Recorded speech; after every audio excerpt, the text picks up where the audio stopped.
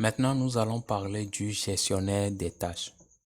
Le gestionnaire des tâches, je vous l'avais montré au début pour connaître les composants de l'ordinateur. Maintenant, nous allons voir le gestionnaire des tâches.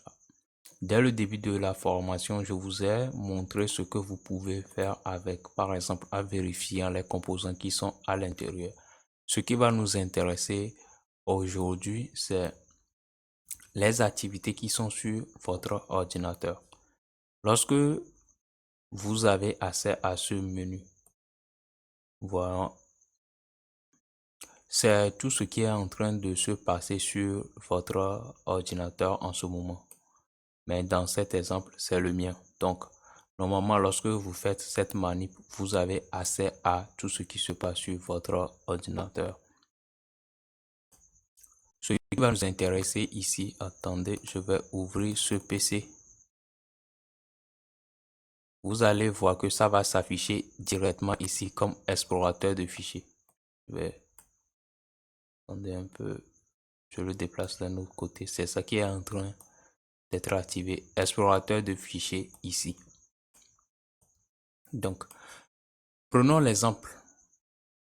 Dans un cas où votre ordinateur est en train de ralentir, ce que vous allez faire, vous allez simplement venir ici et actualiser. Si ça ne marche toujours pas, vous venez ici, vous pouvez sélectionner ce explorateur de fichiers et vous allez cliquer sur redémarrer en bas ici. Ça va redémarrer presque tout l'ordinateur, mais gardez en tête que la majorité des programmes vont cesser de fonctionner, c'est-à-dire ils vont s'arrêter et se relancer à nouveau, surtout si c'est lié à l'explorateur de fichiers. Par exemple, Firefox ne va pas faire ça, Edge aussi, Microsoft Store aussi. Il y a beaucoup d'applications qui ne vont pas le faire, mais si c'est directement lié à l'explorateur de fichiers, par exemple, vous êtes en train de copier quelque chose, cela va s'arrêter immédiatement, y compris aussi pour les fichiers que vous allez copier, ça va être interrompu. Donc, risque d'être endommagé. Attendez un peu. C'est l'une des utilisations que vous pouvez faire du gestionnaire des tâches. Généralement, ça vous montre quels sont les programmes qui consomment le plus. Comment est-ce que votre ordinateur réagit. Par exemple, ici, si vous avez le disque dur qui est à 100%, c'est que vous avez un problème avec votre ordinateur.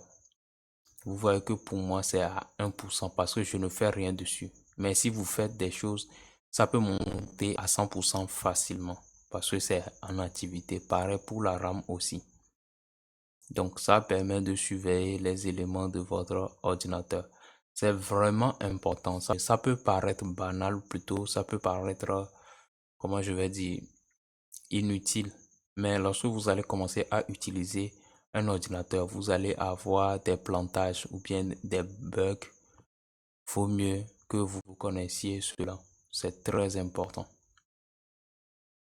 Qu'est-ce qu'il y a aussi à vous montrer? Nous voici à la fin de cette séance. Si vous avez aimé, n'hésitez pas à liker et à partager avec vos amis aussi. Ça aide beaucoup la chaîne. Et à plus pour de nouvelles vidéos.